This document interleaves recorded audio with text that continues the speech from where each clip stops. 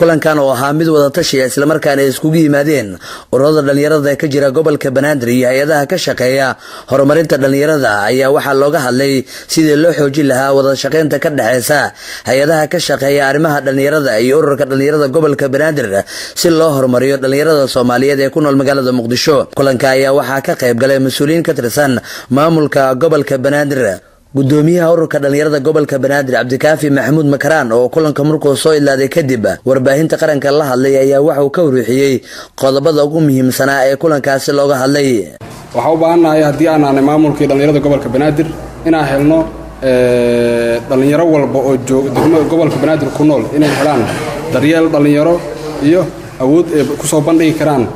fikirka ku jiro. waxaan idinkaga mahadcelinaynaa maanta kulankan hay'adaha ka soo qayb galay runtii waa u mahadcelinaynaa dhammaan. kulankan waa kulanka ugu horeeyay oo maamulka dhalinyarada gobolka Banaadir soo qaban qaabsha soo kaashanaya maamulka gobolka Banaadir si lagu helo wada shaqeyn toos ah. wada shaqeynta tooskan waxa lagu heli karaa in la helo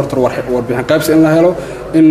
la isku imaado in fikirro badan la isku darsado hay'adaha anagoo soo dhaweeyeen oo ka shaqeeya arrimaha dhalinyarada gobolka Banaadir iyo anagoo maamulka dhalinyarada gobolka Banaadir waxa leenahay gacan furo ku soo dhawaada. Awees Nuur Abuukar oo kamid ah mas'uuliyiinta hay'adda Soydan kuna hadlayay magaca hay'adihii ka qayb galay kulankaasi ayaa sheegay inay sii xoojinayaan wada shaqeynta ka dhaxaysa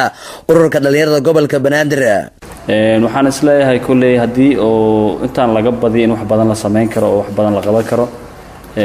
anaga ka hay'ad ahaan ama ka urur ahaan kulay waa soo dhaweynayna waana la shaqeynayna insha Allah. ururada dhalinyarada waxaan ku boorinaynaa inay wada shaqeynta ay sii adkeeyaan. gudoomiye ku-xigeenka maamulka gobolka Banaadir ee dhinaca arrimaha bulshada mudane Iimaan Nuur Yikar oo soo xiray kulankaasi ayaa kula dardaarmay dhalinyarada Soomaaliyeed inay ka shaqeeyaan horumarinta dalka isla markaana ay xoojiyaan wada shaqeynta ka dhaxaysa dhexdooda. marka fursadda in laga faa'iideysto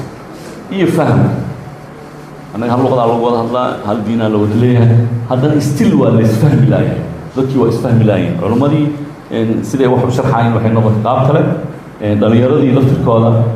nin saaxiibkiisa dhahay ninkaasi meesha wallahi adeerkiisa soo habeeyay oo wali waxa jirto kalsooni darro iyo xasidnimo walaalka markuu xelo xaq ilaahay ka soo dhamaatay hadii aadan gacan siin karin ama aadan taageeri karin afkaaga amaana ka helo hadii aadan waxba sameyn karin oo aadan dhahay ninkaas garmaan siinaya maanta ii baahan yahay hadda waa aragteen wasiirada oo dhan dad dhalinyaro cusub oo gudoomiyaasha degmooyinka idinka oo kale dhalinyarada marka chance-ka haystaan haddii uu dhumo marka chance-kan haddii oo la gudbo waxaa la leeyahay waraa ma xasuustaa 2015 fursadana soo martay marka adoo bakoorad wada time ma soo noqonayo.